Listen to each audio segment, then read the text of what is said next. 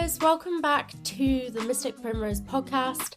I was completely blown away by the reaction you guys gave me on the first episode, so I want to say a massive thank you to everyone that placed a rating, anyone that listened to the podcast, and really enjoyed it because I enjoyed creating it for you guys, so that's why I'm here with another one today for you.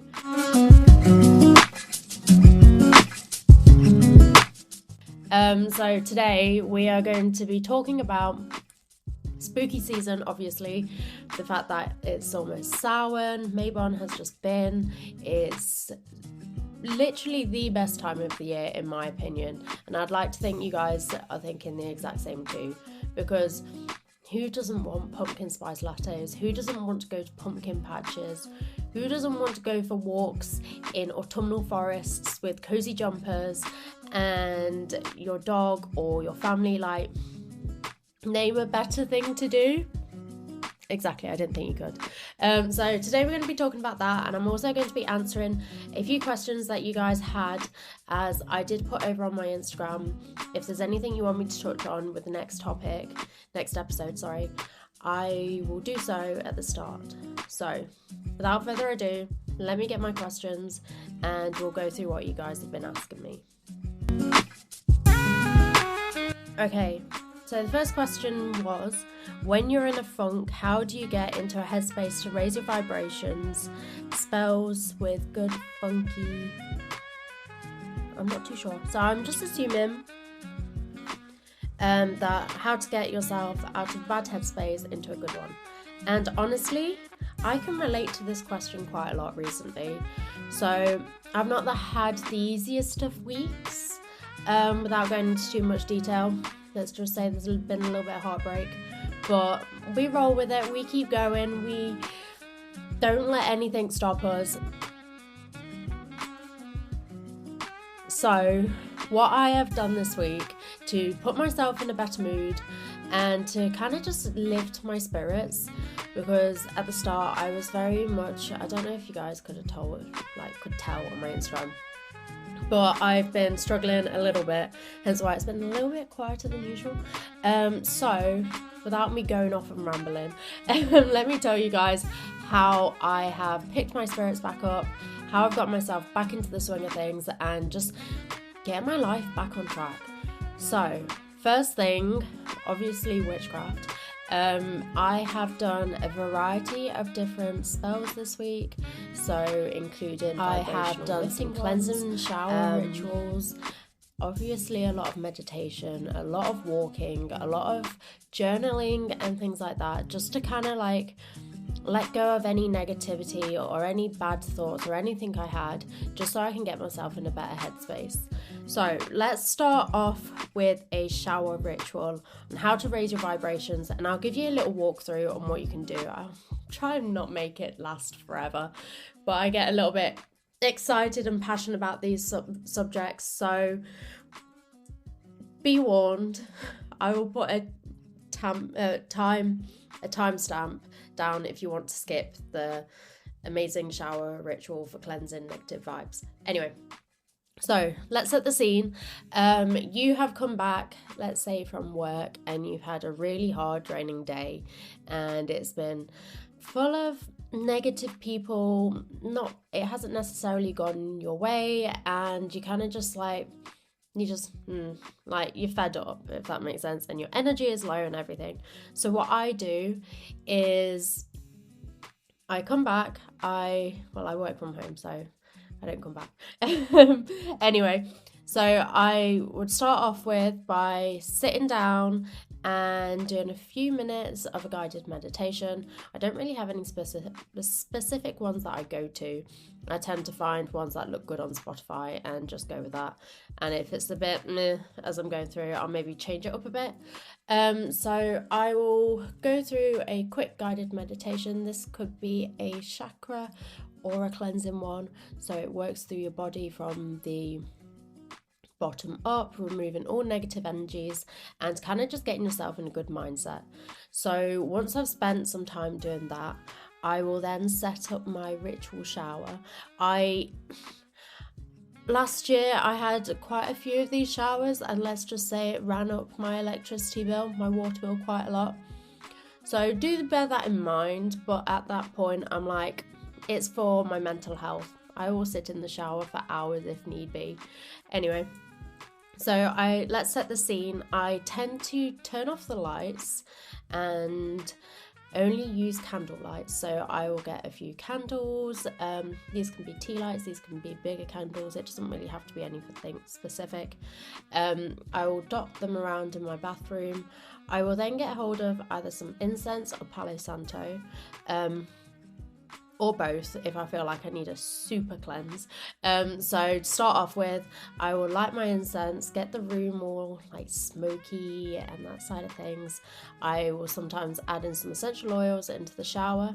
At the minute I have some eucalyptus hanging from the shower head, so eucalyptus is good with cleansing and things like that, so it kind of does it automatically for me as the water runs.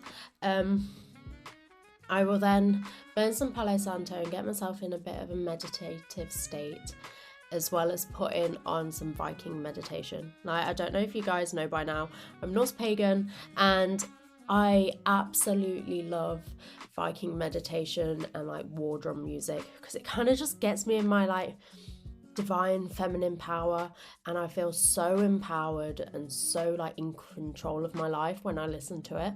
So I'll get some of that going. I'll make sure all like distractions on my phone and notifications are turned off, because I've done it before when I've sat in the shower, done some meditation, and my phone goes off and I'm like, oh, it's just completely ruined my like frame of mind, and I need to either start again, or it kind of just throws me off the whole entire thing.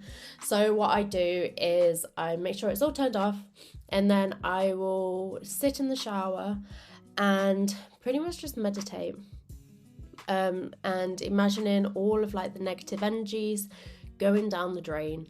And I feel like when I imagine it, I see like dark black water like coming from like my fingertips and my toes and just like running off my body, and that's all the negative energy going down the drain and out of my life pretty much. So obviously it's all about visualization and intentions, and I will sit under the water and kind of like just allow my body to release and let go of anything that no longer serves me, and it goes straight down the drain. So it's kind of like I don't know, I just sit in, sometimes I've sat in there for like an hour, and it gets very steamy and very smoky, and I've got Ginny looking at me like out the corner. She's like, are you done in the shower yet? I want to be petted and I need to be fed. And I'm like, in a minute, just give me a minute. And then sometimes I will also write protective sigils or intentions on the shower glass. So say if I'm wanting to bring a certain something into my life, whether that's like, I don't know, money, happiness, any intention, I will write it on the window or the glass of the shower. So obviously, you know, as you're a kid, you draw pictures and stuff on steamed windows and stuff. So that's what I will do, and I'll tend to do a protective sigil or a good luck sigil or anything like that, and it will stay on there whilst I'm in the shower. And then once I've had my shower, I will open the door, and obviously the sigil is on the shower door, and as I'm walking through the door, I will visualize myself stepping into the higher power and gaining the, so like say if it's a sigil for happiness, as I walk through the door, I will visualize that happiness coming into my life as I'm walking through the door. So it kind of like completely shifts my mindset and my mind frame. And honestly, I live for these showers. Like, they are my own personal little ritual, and it always makes me feel so much better, so much more in control of my emotions and clear-headed. And honestly, guys, I couldn't recommend it to you enough. Maybe don't, like, if you can, go get in the shower now and pause it and come back. I don't know. But honestly, they're perfect. I think I've just about perfected my little shower ritual, but maybe I can't be doing it every single day. Maybe that's when it becomes like an issue.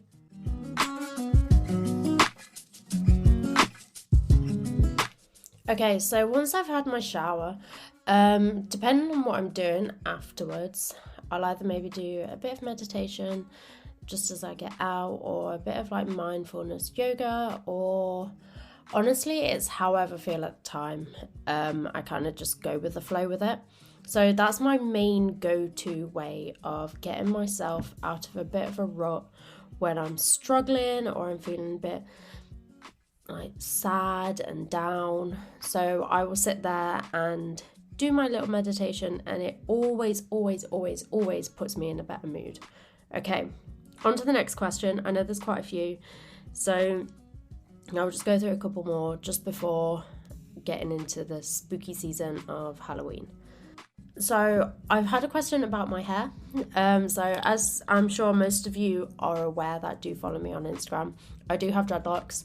I have had them now for 4 years, I want to say. I've kind of had like different sets in and out throughout gosh knows how long. I remember at school I had them at one point and I didn't know how to put them in, and I had my mum and my best friend literally they spent hours putting them in and sectioning my hair and everything, and they I took them out like a few days later because I think it was prom coming up and I didn't want people to think I was a weirdo. I literally had them in for like a weekend, and they were, let's just say they were a little bit annoyed that they'd spent all day putting them in my hair to then take them back out again. I do often wonder what my hair would be like if I'd kept them in the whole entire time and how my dreadlocks would have looked.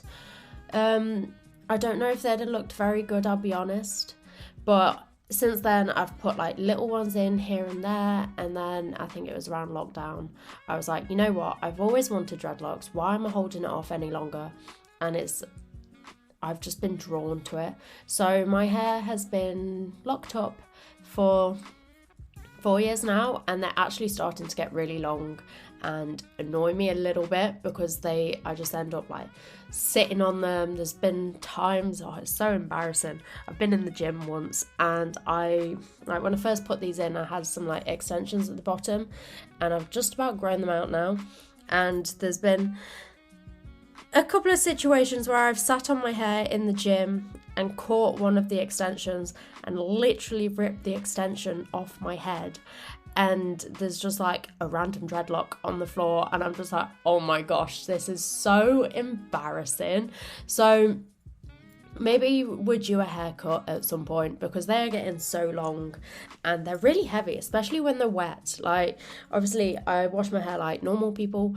It just takes a lot longer to dry, and it's not very nice, say like in the winter, put it that way, when it is absolutely freezing outside and my hair is soaking wet. It's not very nice. So if anyone's wondering, I wash my hair maybe once a week, dreadlock wise, or once every week and a half. Maybe I should do it more often, but at the same time, my hair doesn't smell or anything, so we're good.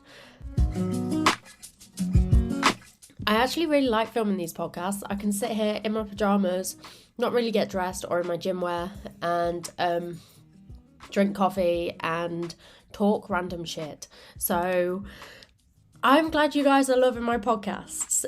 Just a quick little interruption. For anyone who is wanting to follow me or anything, my TikTok, my Pinterest, my Instagram are all at mysticprimrose.com. And if you're looking for any witchcraft items such as crystals, cauldrons, books on witchcraft, all that amazing good stuff that we all know we spend way too much money on, I do have a website if you want to spend some more money on it. It is www.mysticprimrose.com. Okay, now that's out the way, my little bit of self-promotion. Let's do one more question and then head into the spooky season of Halloween, because we all love it, let's be honest. How long do spells last? Honestly, how long is a piece of string? Because at the end of the day, as long as you keep putting your intentions into a spell, it will continue to work. So let's say if you light a tea light like for 5 minutes, and you never really think about the intention ever again, that's that spell kind of over. But if you kind of make it into a ritualistic sort of thing, so like say you light a tea light at the same time every single evening, and you spend a good proportion of that time whilst the tea light is burning focusing on your intentions, then your spell will last longer and you will continue to get whatever it is that you're trying to manifest. Yes, sometimes the thing that you're wanting to manifest may take a little longer than usual, but at the end of the day, if you don't keep up with it, and so like manifestation is very much about repetition and keeping going on what you want to manifest, then that's my best advice with it. So the longer you work with a spell, so you could get a spell jar, the longer you work with it, the longer it's going to work. Yes, you can like work with it a little bit and then put it down for a bit. It will still continue to work, but as long as your intention is there and you're not like, I wouldn't say forgetting about it, but you're not like paying it any attention, then your spell will continue to work. But if you don't, then it kind of just like dries up sort of thing. I know they talk about, say, like you put what you want to manifest into the universe and then you kind of let it go. It kind of works like, I don't know how to explain it. It's always worked with me in the fact that, yes, I will do, like, it does work when you just forget about it and let it go. But at the same time, you still have to work with it. So what I mean by this is, say if you do your little ritual for the day, say it's like the first 10 minutes of the day, and then you focus on your intention then, and then after that you just completely let it go for the rest of the day until you come back to it tomorrow morning. So that's kind of what I mean with it. Okay, now that I've covered another question up, if you guys do have any questions, I'm going to put a box on one of my highlight sections on my Instagram where you can add in your questions of what you want me to cover. You can also add it into the show notes down below, show notes or comment section or whatever it is. I'm still getting used to how Spotify podcasts works.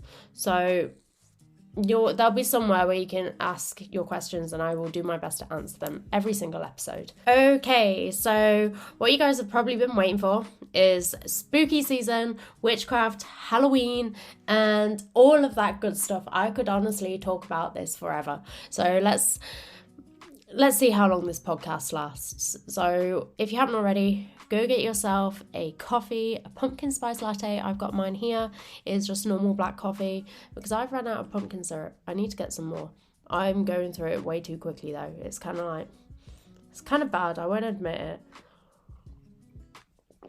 Or put me on in the background as usual if you're going to the gym, or if you're cooking, or you're just having a lazy day, or you're getting on with work but you want some sort of white noise in the background. I will be your white noise. Okay, so Halloween, where do we even begin?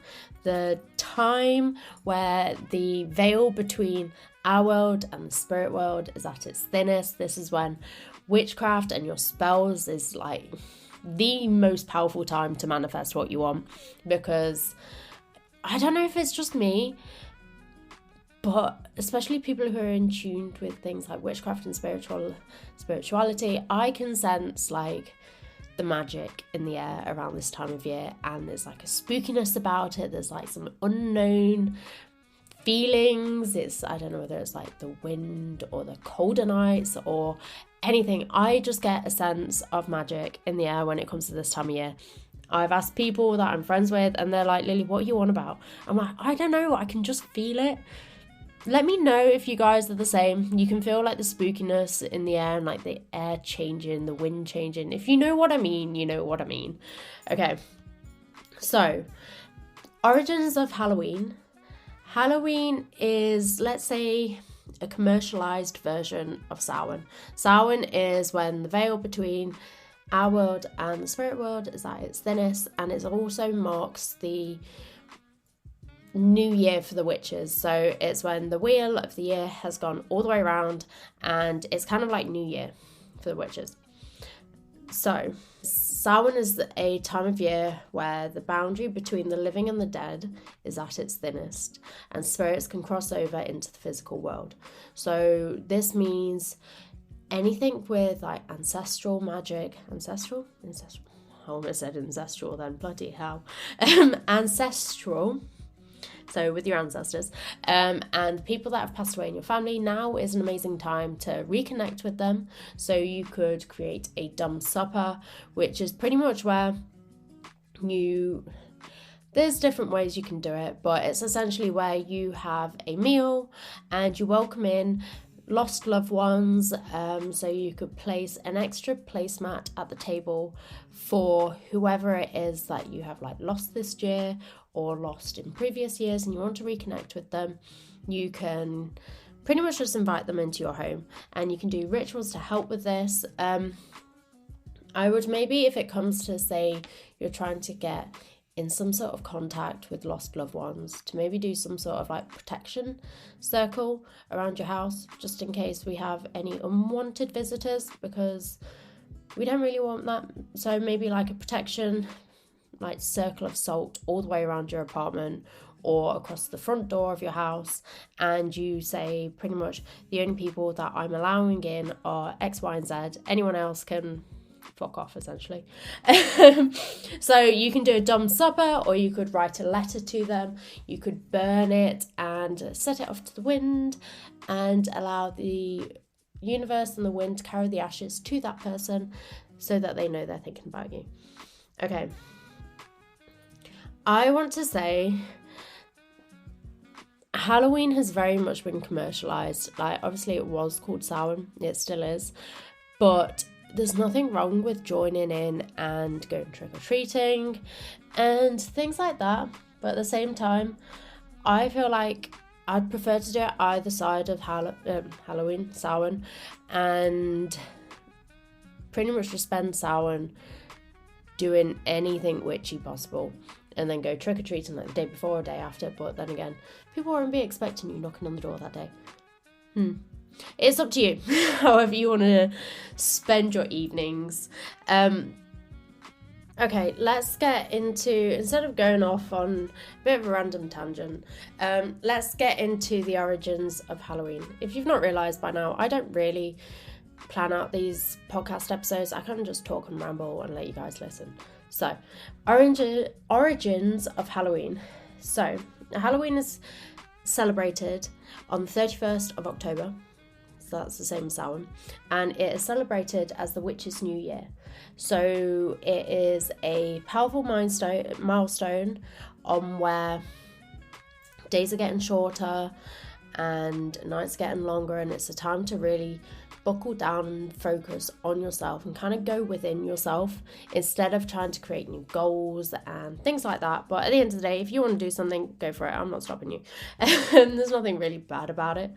And it recognizes that summer is finally over and we are going into the winter months, and it's where the masculine and feminine cycles come to the end, and I think it is when the masculine side takes over the feminine side. So as I mentioned previously, it's when ghosts of spirits, gods, fairies are able to collide with the living, and in order to honour and ensure a safe passageway for the dearly departed, the ancient, let's say, Celts would engage in bonfires and dances in order to reconnect with these lost loved ones. There's many traditions on how to celebrate Samhain. At the end of the day, you can do it exactly how you want. There's no written guidelines or rules or anything really, but obviously the holiday is related to certain different aspects. So things as like looking at having feasts of celebrating the year that's just gone, reflecting on things that have happened throughout the year and how you can better yourself and what you have learned and what you want to take into the next year. So there's a multitude of different ways you can celebrate Samhain. Let's go first with a couple of the symbols to recognise this spooky season. Literally my favourite holiday.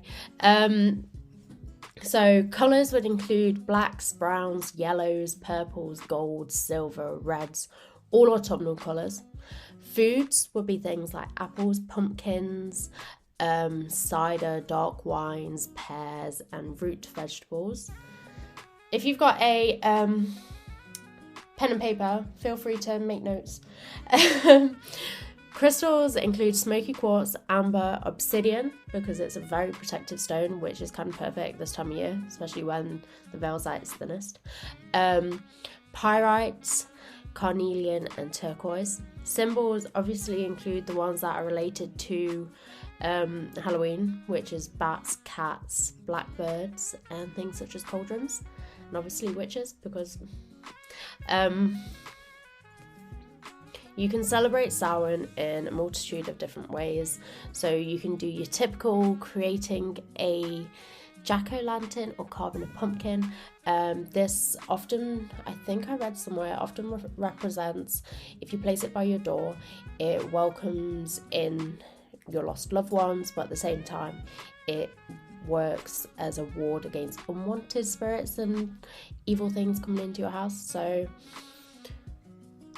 I guess it's a good idea to put one out, but then again, if you don't want people knocking on your door with trick-or-treaters, because I've always been told only go to the houses with pumpkins at, you might get some people knocking on your door wanting sweets. It's entirely up to you. You can also decorate for Samhain, so you can use acorns, dried leaves, pine cones, gourds, anything autumnal vibes. You can add it to your altar, or you can add it around your home.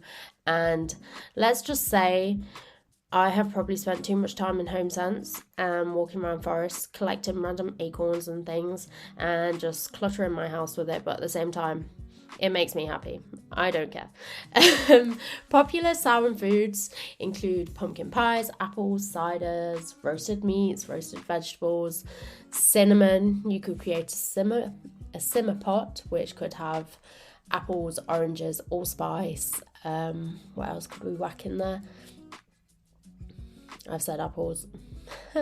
Lemons or anything like that, anything with a pumpkin spice vibe, you can add that in. And as well as your intentions, you could maybe write on a bay leaf and put it into the simmer pot, and as it bubbles away, you're manifesting your intentions at the same time. And then you can return the contents of the simmer pot back to the earth and go from there. Honestly, there's so many ways to celebrate Samhain and Halloween and autumn, and I think we all know how to. We all just want to go to either HomeSense, Goodwill, I think it is for people in America, let me know, and just buy candles, pumpkin spice lattes, going for walks, cozy jumpers. Honestly, I'm just hyping myself up for Halloween now, and I just want to go to HomeSense, but I can't, I'm working, so maybe one day, it'll be tomorrow. If you guys see me at HomeSense tomorrow, you know what I'm doing. I'm buying more candles that smell like pumpkin spice, because I have an issue, let's be honest. Okay, so now we've spoken a little bit about the things that we can do at Samhain and how to celebrate it. I'm going to give you guys a simple and easy ritual that you can do to celebrate and honour lost loved ones and kind of just really get into the vibes of Halloween. So, where do I start? I did one, I think, last year it was, and it really brought some like peace of mind to my life. I think it was last year or the year before I lost my granddad, and honestly it hit harder than you could ever imagine, and it kind of happened really quickly. It was one of those things where you knew it was coming, and we all did, he did, but you never know when, because it's been going on for so long. You expect them to be there the next day, and then one day he wasn't, and it kind of hit me pretty bad, and I never really got a chance to say what I wanted to him. So I spent the evening writing out a big long letter of all the things that I wish I could say to him if he was still here, or things that I wish I could learn from him and everything like that. I wrote it down all on this big piece of paper, and then I wrapped it around a candle with a bit of string. We all know I like wrapping bay leaves around candles, so I was like, you know what, I've done bay leaves, we're doing this letter. So I wrapped it around the candle, sorry. And I had some flowers left over from his funeral. I still have them somewhere, you know. Maybe I'll do it again this year, but then I'll run out of flowers. So I wrapped it around, put one of his little flowers onto the candle, and I burnt it. And as it burnt, I kind of just spent time focusing and reminiscing on the times we spent together, and kind of got myself the closure that I needed, that I didn't know I needed, but I felt it once I'd done it. And then as the candle had burnt, and so had the letter, because as the candle burns down, the letter will burn as well, I gathered the ashes and went and spread them on his grave. I currently do live in my granddad's house because it was passed down to me, so I felt even more connected when I was doing it, because it was like he was here, because it is his house and I have so many childhood memories from this place. So it was a very intense / emotional time, but I felt so happy for it after. So if you're looking for a ritual, if you feel like there's been words that have been unspoken that you wish you could have said to them, I really felt at peace once I'd done this. And I guess you could kind of do it with all sorts of things. It doesn't have to be a lost loved one. It could be an ex that you've just broken up with and you felt like you didn't get the clarification or closure that you needed. So spending time with your thoughts and writing down everything, and I mean literally everything, so there's nothing left unspoken, onto this piece of paper, it really does give you the closure and clarification that you need. If people are hinting, if people are guessing why I'm talking about exes and stuff, that's the reason why I've been a little bit sad this week. But we keep moving, we keep going. I am just doing me and doing the best I possibly can to pick myself back up and carry on going. So I think it is literally the most beautiful ritual that you could do around this time of year, and especially with the veil being at its thinnest, there's more of a chance that they're going to hear you. And especially if you blow the ashes of the letter to the wind, I just think there's something so beautiful and magical about it. So that is my take on a kind of ritual that you can do for this time of year. Honestly, I film these podcasts and I don't really know where I'm going with it. I just end up rambling and hoping that you guys are listening and enjoying it at the same time. I don't really have any specific goals for this. I think it was taking me ages to do YouTube videos. We all know this, and I hate being on camera. So I can talk for England, and I think podcasts are kind of perfect. So that's in a bit of a nutshell on Samhain and what you can do this autumn to get in contact with lost loved ones or ones that you're no longer in contact with and wish you were. But other than that, this time of year is very much about looking after yourself and really working on personal growth and not trying to go above and beyond. Like you do with, say, like summer, you have much more energy and everything. Everyone, during winter and autumn, everyone kind of just takes a step back and relaxes and kind of goes inside themselves a little bit. I guess that's why animals hibernate and things. So that's what I will be doing this autumn. I have obviously my witchy account and everything that I'm always pushing, which I will continue to do so because I love you guys and you make everything worth it. But at the same time, I think these few months is very much about personal growth and learning on what I want from life instead of what other people want. Like, I have a bad habit of like oversharing, overgiving and neglecting myself. So this next few months is going to be very much about giving myself the self-love and care that I desperately need. And it's not selfish. It's not being selfish at the end of the day. It's just looking after yourself. So that is what I will be doing. If anyone is feeling similar to me, this is me giving you permission to put yourself forwards before anyone else. Make sure you're okay. And yeah, I think that brings the end to this episode. I will be uploading another one very soon because I like doing these. I can talk for England. So we will be having more podcasts. If there's anything you want to know, please leave comments or anything like that you'd like me to answer in the next podcast. It really helps and it gives me direction on what to talk about instead of just rambling and going off on a tangent. So thank you guys for listening once again. You know where to find me, and I will speak to you soon. Thank you for listening to me ramble, and I hope you guys have an amazing autumn. Go get a pumpkin spice latte. You deserve one.